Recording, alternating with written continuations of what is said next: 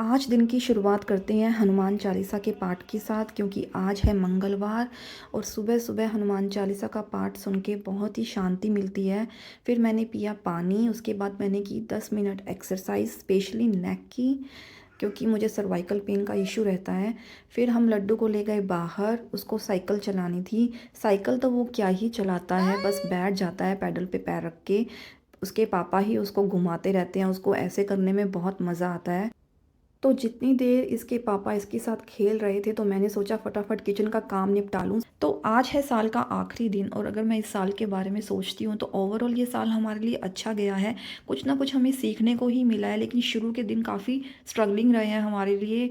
तो हमने शुरुआत की थी मेलबर्न से कि मेलबर्न में हम रहेंगे, लेकिन वहाँ जॉब का कुछ हुआ नहीं, तो फिर हम सिडनी आ गए। सिडनी में भी हमने 1 महीना रहे, ट्राई किया, और वहाँ से इनका इंटरव्यू क्लियर हुआ ब्रिस्बेन की जॉब के लिए। तो फाइनली शायद हमारा ब्रिस्बेन ही आना लिखा था, क्योंकि हम यहाँ कभी लाइफ में आए भी नहीं थे इससे पहले। तो ये एक अच्छा शहर है, छोटा स्मॉल टाउन वाली वाइब आती है। तो इस दौरान ना 6 महीने हमें घूमना बहुत पड़ा था। हर हफ्ते हमें होटल चेंज करने पड़ते थे, कभी हम एयरबीएनबी लेते थे। तो बच्चे के साथ ना ये थोड़ा ज़्यादा हेक्टिक हो जाता है, लेकिन कहते हैं ना अंत भला सब भला। फाइनली हमारी सेटिंग हो गई है ब्रिस्बेन में, हमें एक अच्छा सा घर भी मिल गया है रहने के लिए, तो सब कुछ अच्छा चल रहा है। तो अब बात करते हैं ब्रेकफास्ट की। तो आज मैं ब्रेकफास्ट में बना रही हूँ कोन चाट। इसमें मैंने क्या किया, कोन को उबाल लिया है। तो ये कोन्स है ना, ये रेडी टू यूज़ होते हैं, बस इसको गर्म पानी में डालते हैं, उबालो, और 5 मिनट में ये रेडी है यूज़ होने के लिए। साथ में मैंने लड्डू का नाश्ता भी बना दिया, और चाट के लिए मैंने आलू की टिक्की कह लो या हैश ब्राउन्स कह लो, इनको भी तल लिया।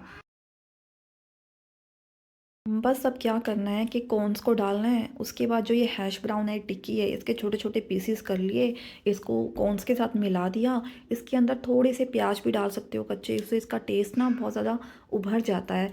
और मसालों के नाम पे मैं सिर्फ नमक और चाट मसाला डालती हूँ इसके अंदर। आप चाहो तो इमली की चटनी भी ऐड कर सकते हो, इससे भी इसका टेस्ट बहुत इन्हेंस हो जाता है। क्योंकि मैं इसे कॉफ़ी के साथ कंज्यूम करती हूँ, इसलिए मैं इसमें कोई भी और किसी भी तरीके की चटनी नहीं ऐड करती हूँ। बाकी वैसे ये बहुत ज़्यादा टेस्टी रेसिपी है, बड़ी जल्दी बन जाती है, और बहुत लंबे टाइम तक आपका पेट भरा रहता है। और साथ में ये काफ़ी हेल्दी भी है, इससे ज़्यादा और क्या चाहिए। वैरायटी की वैरायटी हो जाती है। सबको नाश्ता करवाने के बाद जब तक मेरी बारी आती है ना, मैं भूख से तड़प रही होती हूँ, और मैं खड़े खड़े ही मेरा नाश्ता होता है।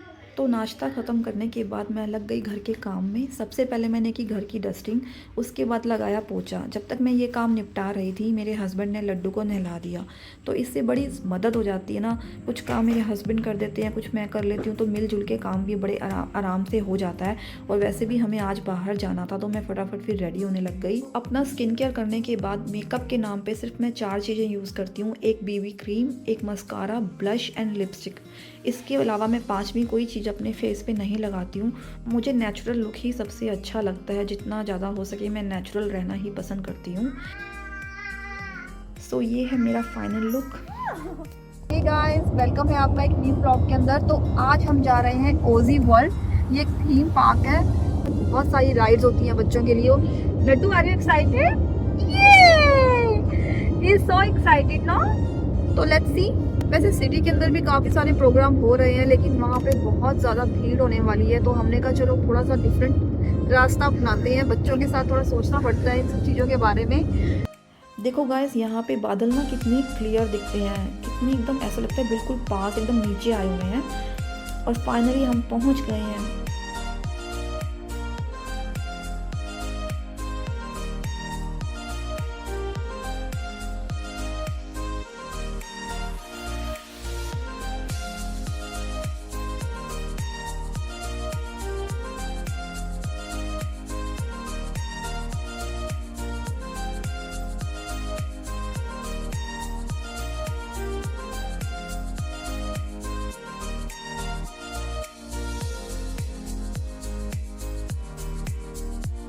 तो इस अम्यूज़मेंट पार्क की एंट्री थी 5:30 बजे, ये खुलने वाला था। और हमने जब लगा लाइन के अंदर जाने का सोचा, और जब हमने देखी लाइन, ओ माय गॉड, इतनी लंबी लाइन।